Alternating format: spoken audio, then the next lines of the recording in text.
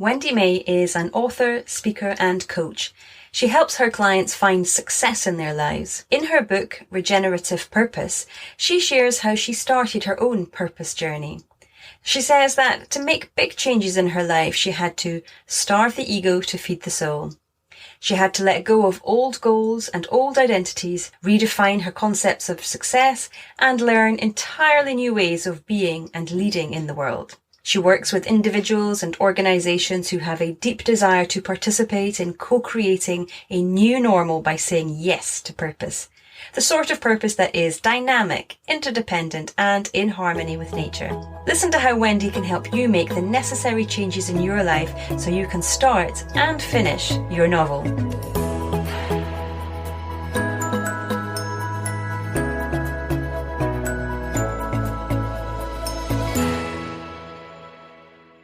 Welcome to the Turning Readers into Writers podcast, where we teach beginner writers how to find the time and the confidence to write their first novel. I'm your host, Emma Desi, and I'm very excited that you're here.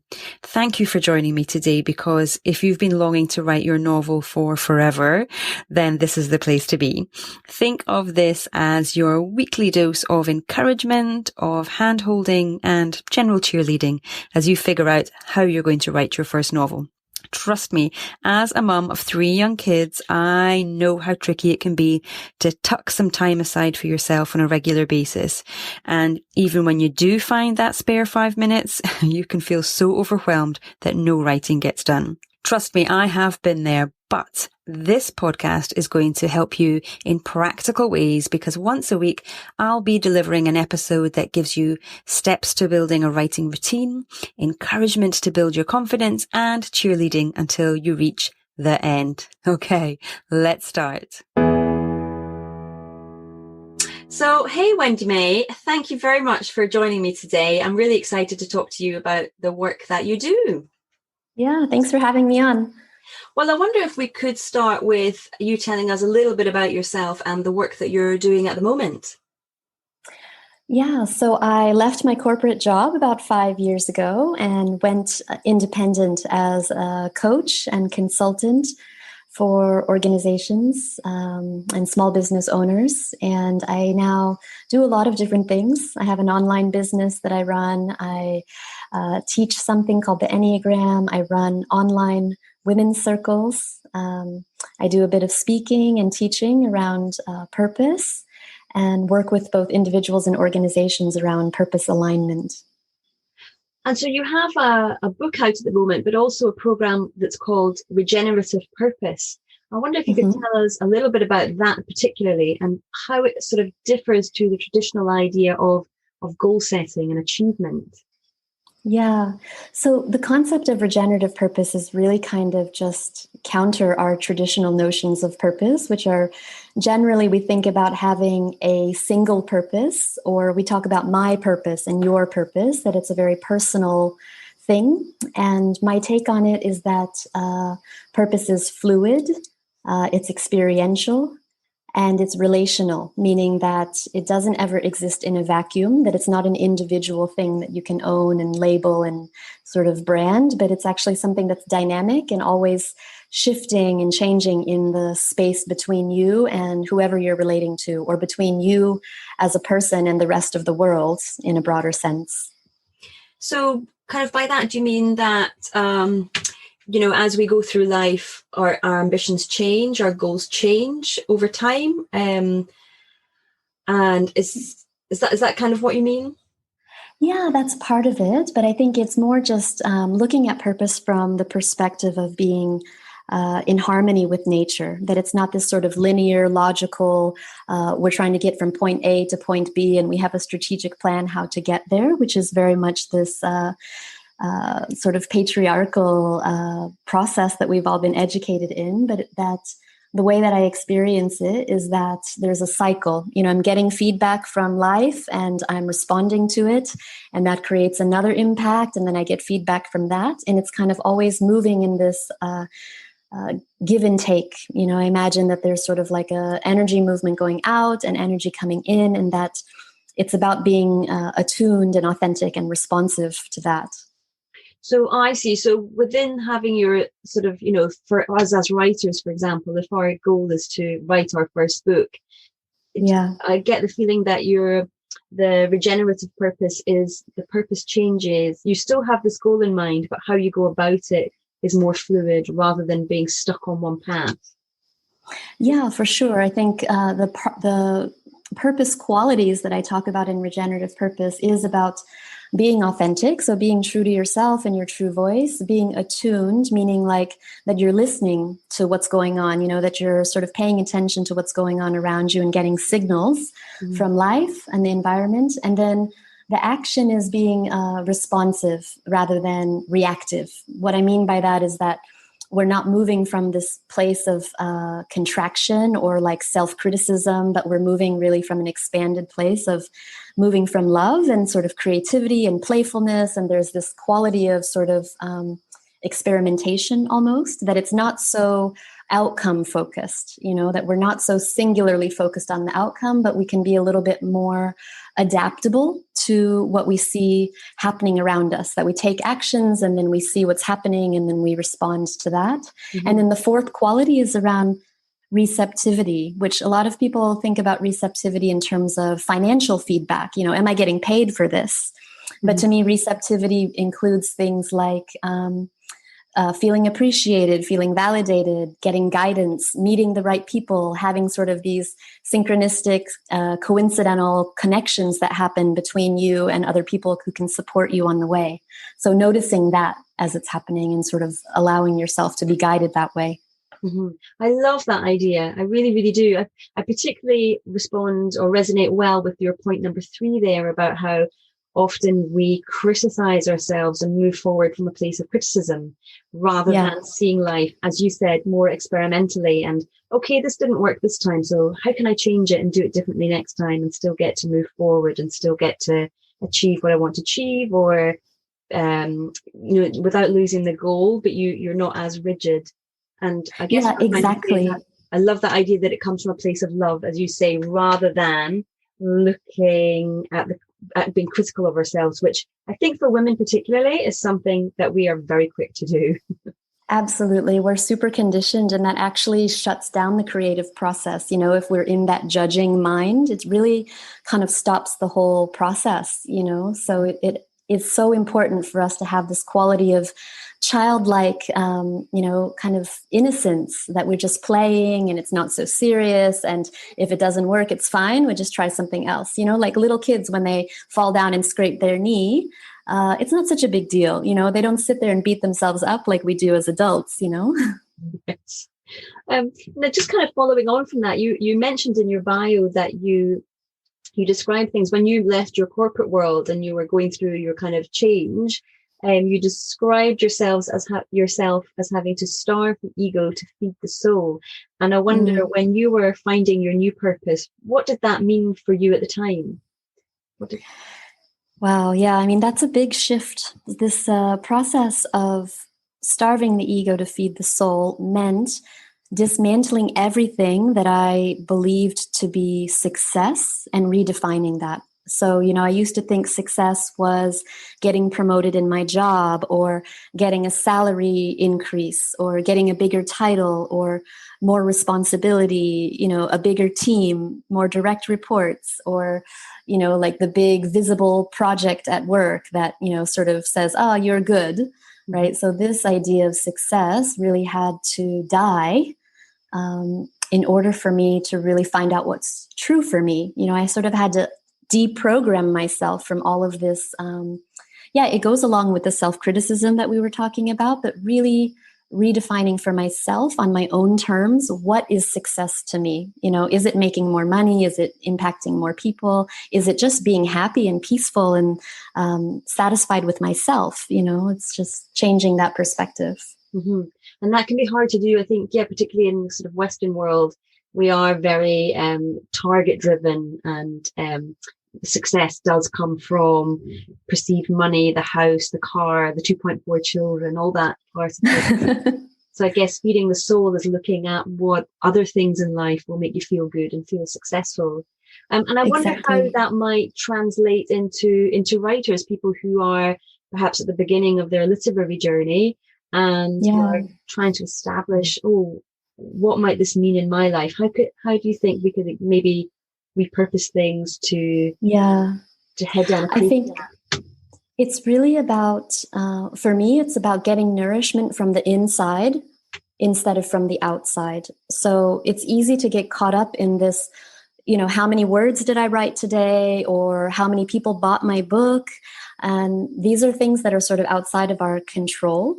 But what's really valuable, I think, about the whole writing process and the creative process in general is the own transformation that happens within us, right? And being able to value that and write for ourselves. Because to me, writing is actually, it's a form of therapy. It's a way of really digging deeply into yourself and coming up against your own fears and your own sort of insecurities and being able to move through that. So it's not about how many people actually read the book. It's like, for me, even finishing the book and having the courage to put it out there and be exposed and vulnerable in that way is already a huge accomplishment. It doesn't matter that it's not like a bestseller or something like that, Yes, no, I absolutely agree. 100%.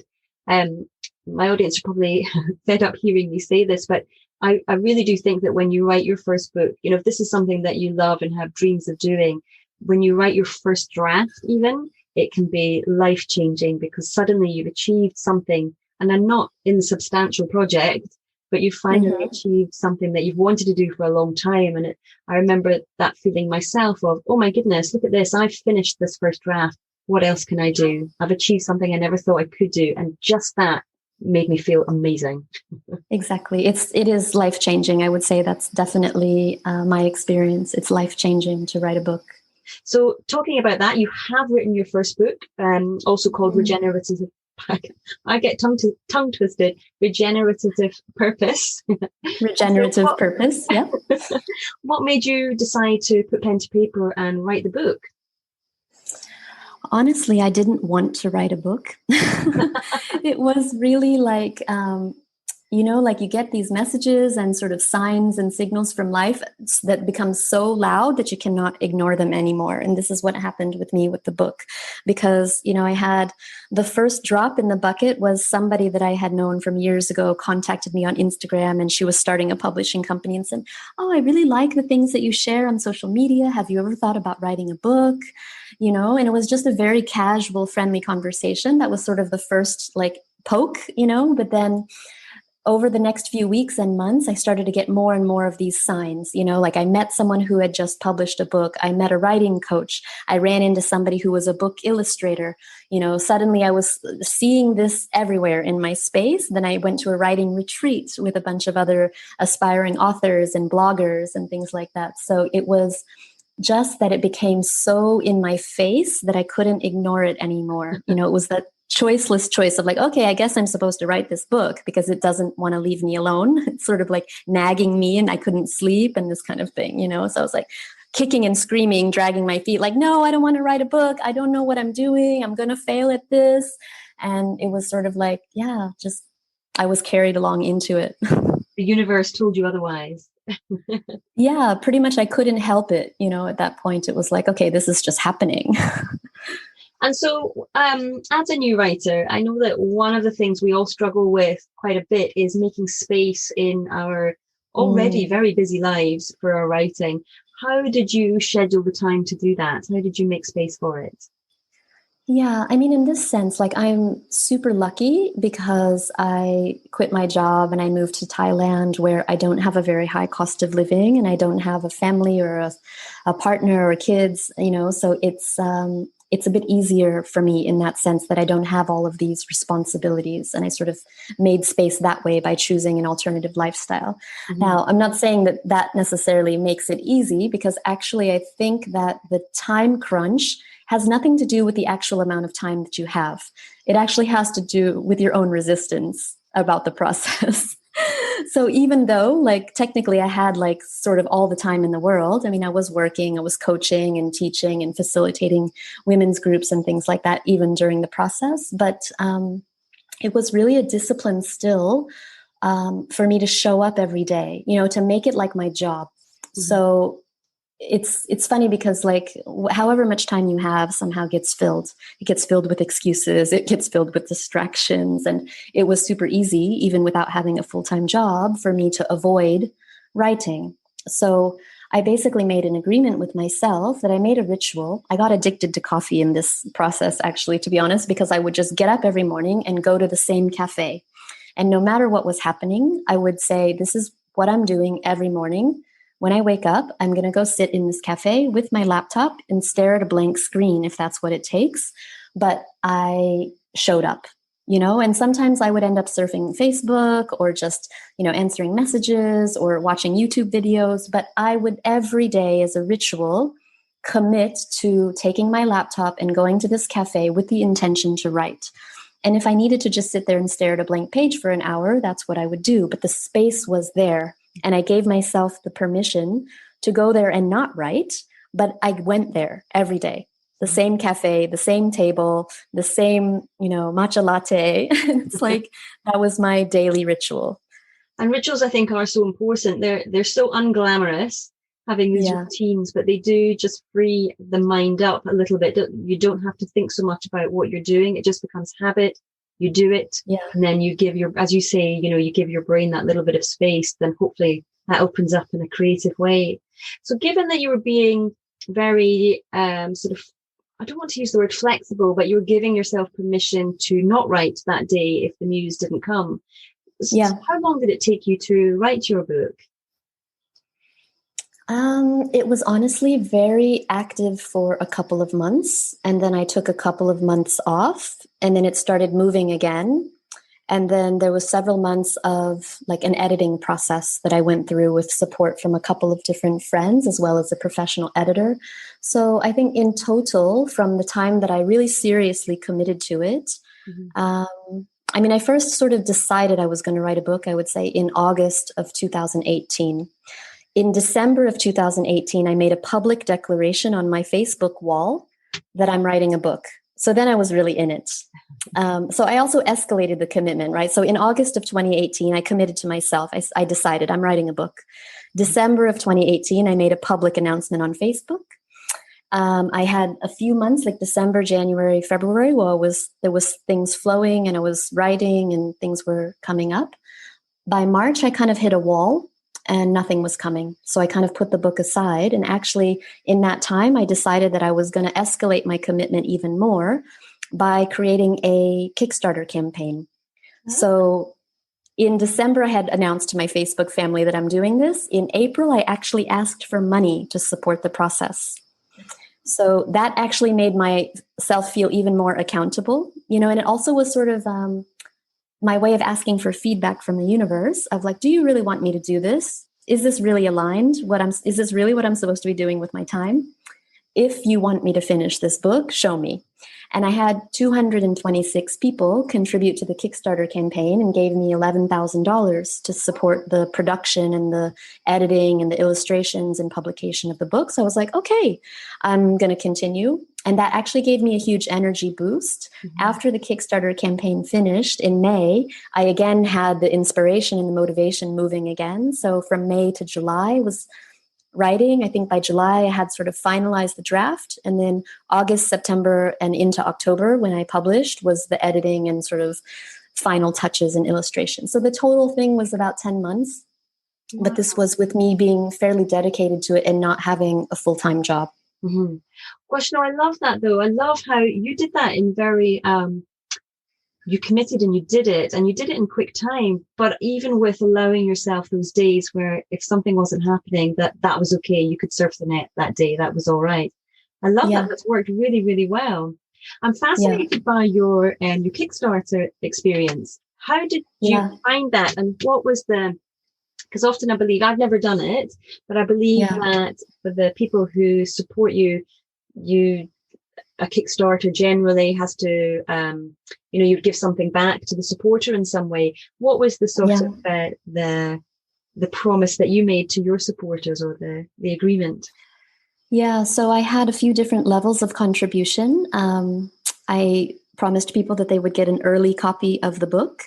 of the ebook. Also, there were people who contributed to the level to get a printed book, which obviously costs more for the shipping and the printing. I also had people who could contribute to pay for the audiobook production. I offered some purpose alignment coaching sessions, which is something that I do anyway. I offered personal retreats, which no one contributed at that level because that was a very high contribution level. I offered, what else did I offer? Recorded meditations related to different exercises that were in the book. I also offered people, I basically said, anybody who contributes to the book, your name will be in the acknowledgements. I had a free sort of Facebook group community, which everyone was added to. I'm trying to remember what else. There. You were very proactive in rewarding your sponsors. And was it an enjoyable experience? I've heard it can be a lot of work.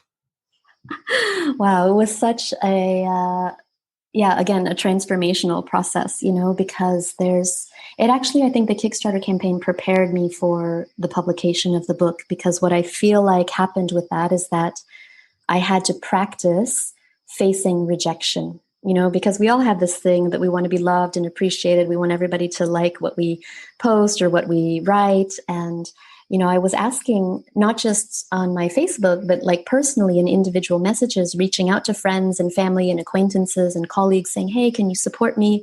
And, 4 out of 5 times I would get no response. Sometimes people actually wrote me back and said, no, I don't want to support your project. And that was like, wow, okay, ouch. Yeah.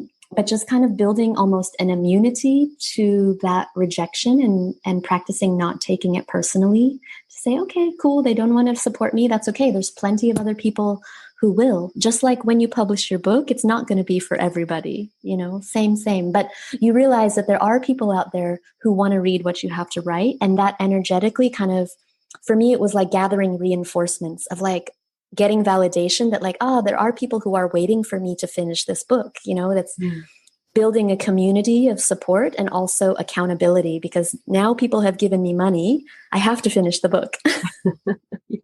Yes. Oh, I think it's an amazing thing to do.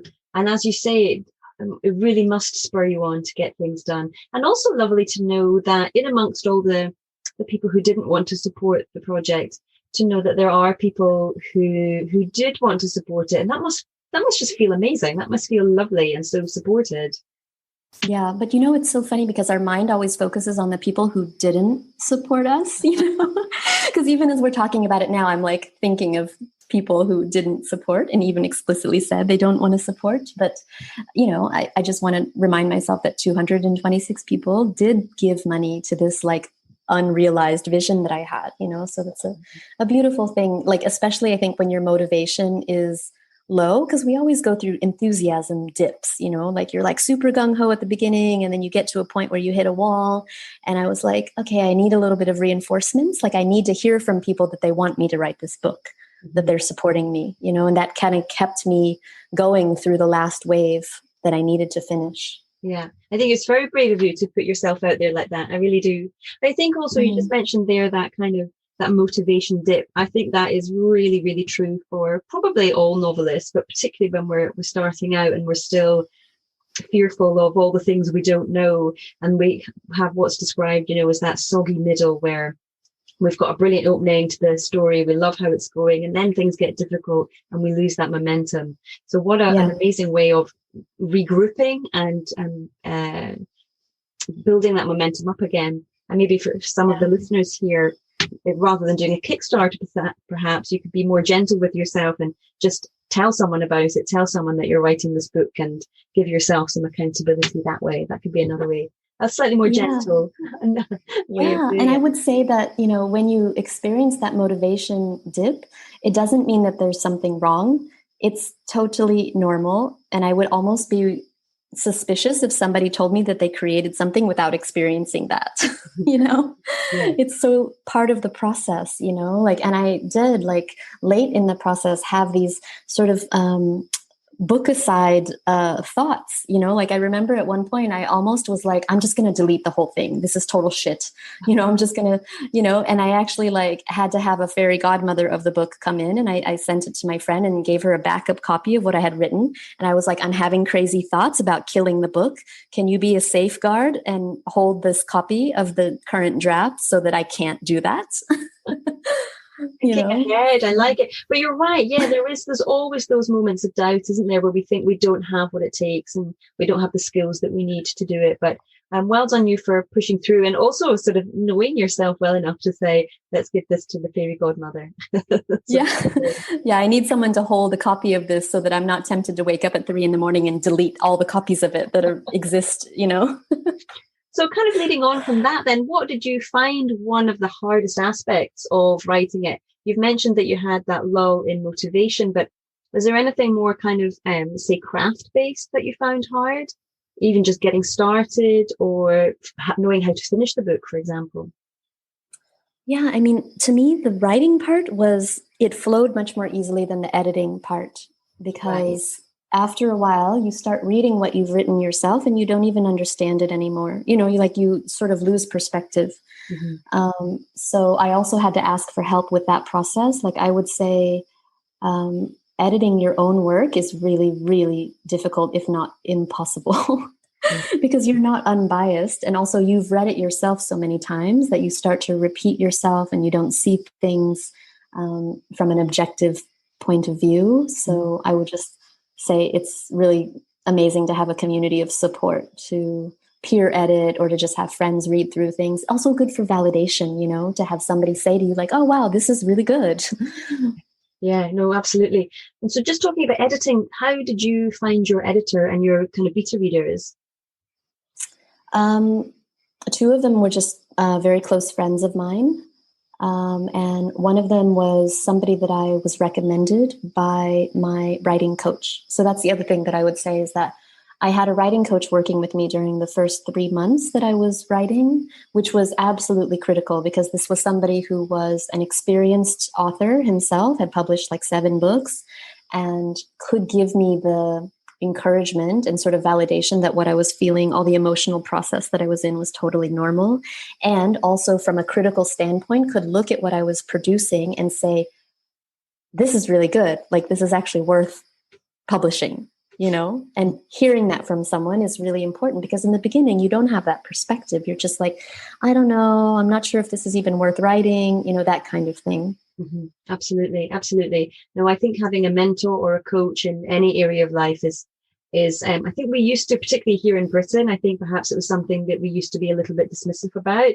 I think increasingly we're learning that actually everybody needs a mentor, everybody needs a coach, the coach needs a coach, the therapist needs a therapist, and that we all is one big, on the shoulders of giants, I think is the phrase I'm looking for, that we all learn from each other. And it's as we move through life, we never have all the answers, so we're always needing to look around us for people to help. Yeah.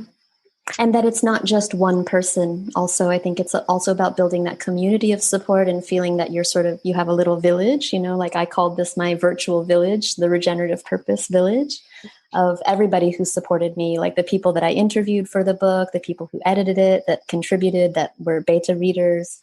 It's like literally hundreds of people were involved in this in some way. It's nobody, we don't do anything big by ourselves. It's an illusion that we can actually do anything without community support.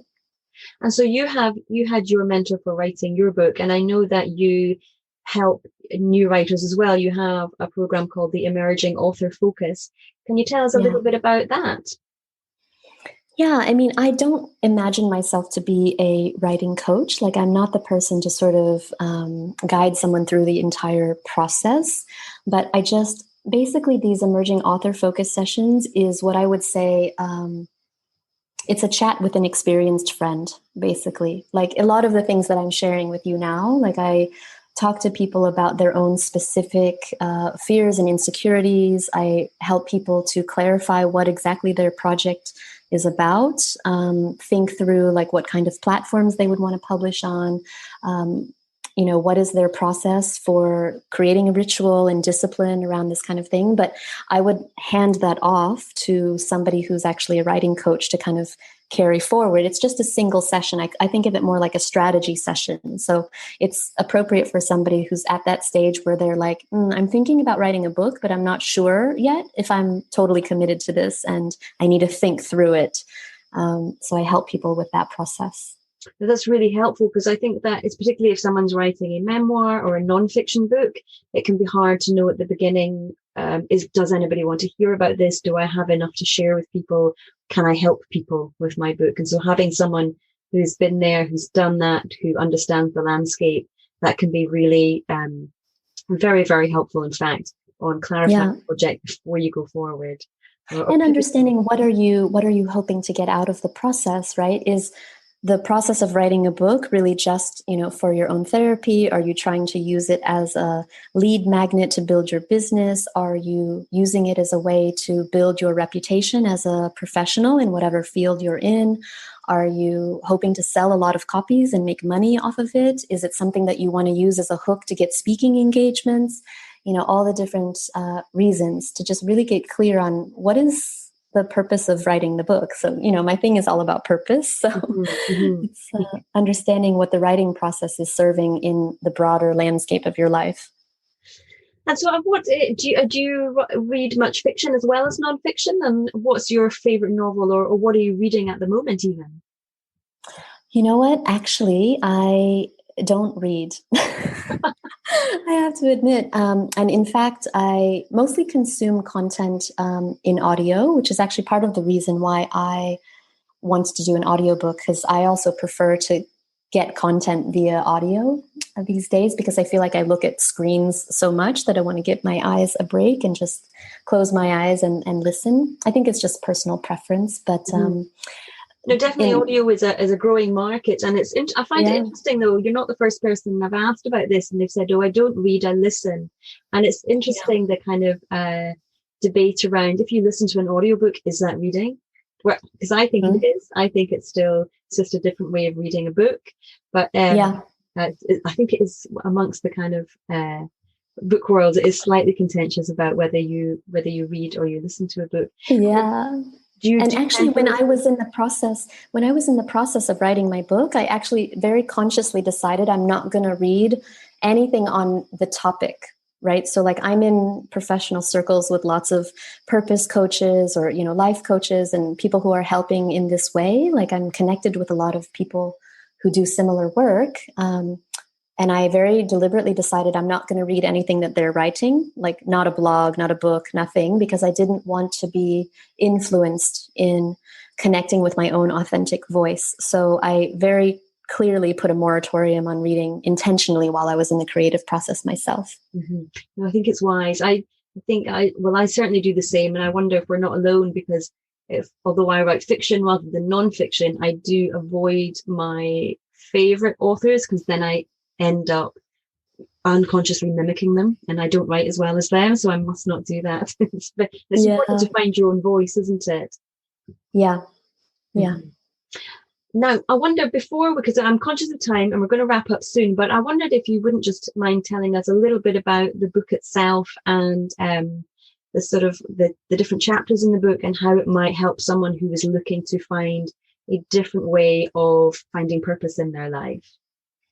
Yeah, the book starts, there's my own personal story is woven throughout it, although I do say that it's more of a missive than a memoir. Like I have a very sort of, I guess, strongly stated opinion about my perspective on purpose. And, really the beginning of the book is really talking about debunking some of our commonly held notions around purpose, like that I mentioned in the beginning, that we conventionally think of it as this, and this, and really kind of flipping that concept on its head and literally looking at it from the opposite perspective of how can we treat purpose as something that's alive and dynamic and impersonal and in a shared way that's cyclical, not goal-oriented, all of that. So it's that. And then I talk about in this cycle, this flow of purpose that I call it, what are the qualities that we need to cultivate within ourselves to allow that flow to move through us which I mentioned before, authenticity, attunement, responsiveness, and receptivity.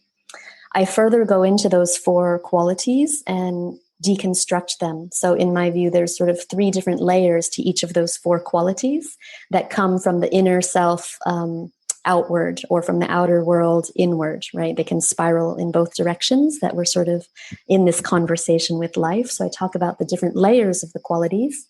I also share different practical things that we can do to cultivate those qualities in ourselves. Like, what are the practices?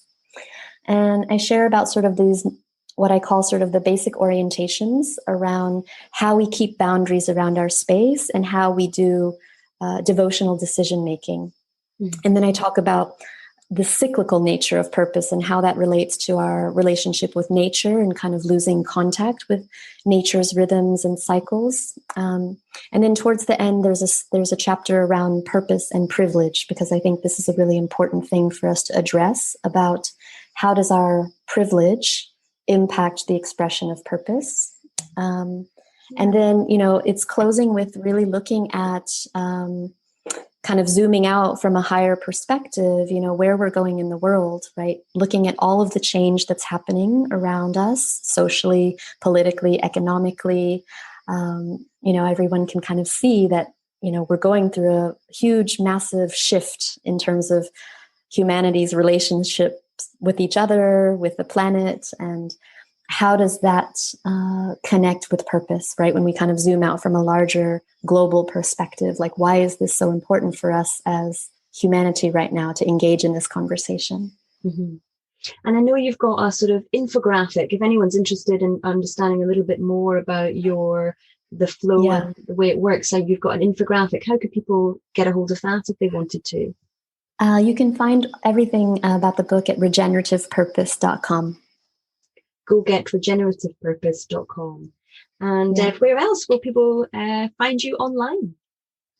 My personal business website is heywendymay.com, and that's also my social media handle on Facebook, Instagram, LinkedIn, and Medium. So HeyWendyMay, Hey Wendy May. I like it. And where can people find your book? Also on regenerativepurpose.com. Fantastic. Lovely. Well, hey, Wendy May, thank you so much for your time today. I've really enjoyed chatting to you. Yeah, thank you so much. Before you go, I wanted to tell you about my Patreon page. Whenever anyone supports the show, it expresses just how much you're enjoying the content and how much you want it to continue. Your support helps maintain the podcast and keeps it going. It means I can create better resources for you when you're listening to the podcast or checking out the webpage. It means I can focus on getting a higher reach of audience. And when we get a higher reach of audience, we can get more guests. Guests that are really going to help you. And then who knows where it'll go from there. As a new podcaster and someone who's starting out and finding their feet in the podcasting world, just as I'm helping you find your feet in the writing world, I can't do it alone. I always need help, so I'd love it if you would support the show by signing up. There's just one tier, $3 a month, and for that I'll make sure that each week I'm delivering the best podcast I can for you. And as a way of saying thanks, I'll give you a personal shout out on the show. So check out the page at patreon.com/Emma Desi. That's patreon.com/Emma Desi. See you next time.